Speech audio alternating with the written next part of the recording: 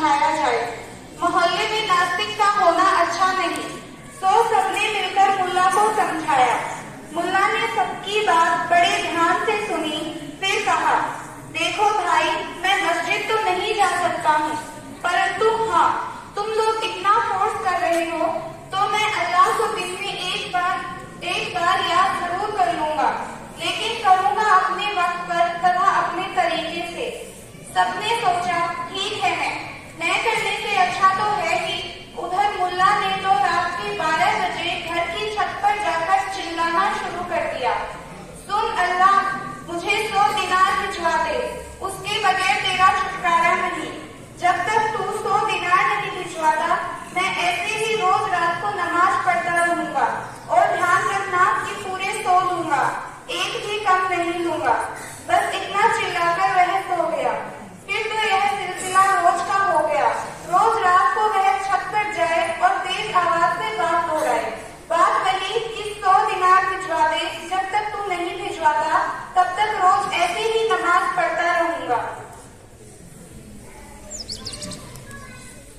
यह अजब नमाज हुई, और वह भी ऐसी अजब कि मोहल्ले वालों की शामत ही आ गई। उनकी रातों की नींद हराम हो गई। रोज रात मुल्ला चिल्ला चिल्लाकर पूरे मोहल्ले को उठा देता था, और ऊपर से इबादत से बेतुकी व उटपटा। इससे तो वह नास्तिक ही अच्छा था। सब मुल्ला को समझाकर पछता रहे थे। अपनी भूल सुधारने हेतु उन्होंने मुल्ला को इबादत छोड़ने हेतु भी कहा, परंतु मुल्ला अडिग था।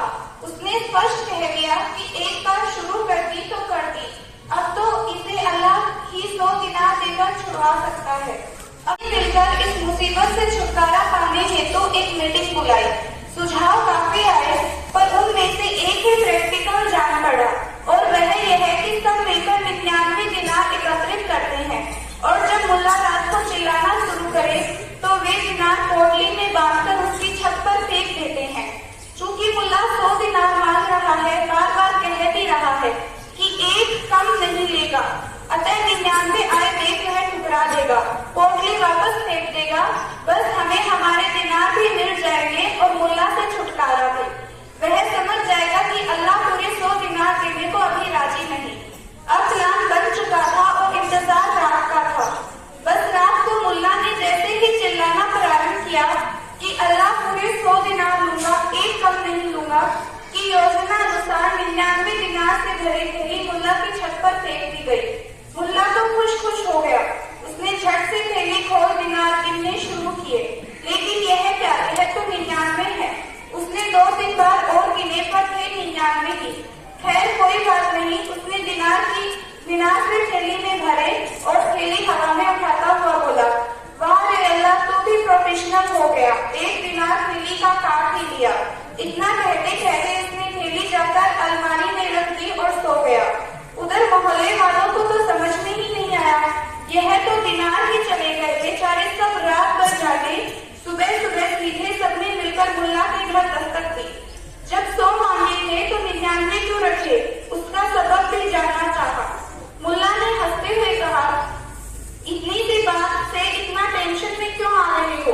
तुम लोगों के लिए यह बात नहीं कहा है। अच्छा बताओ, तुम लोग अल्लाह को जो भी चढ़ाते हो वह कभी अल्लाह तक पहुँचता है?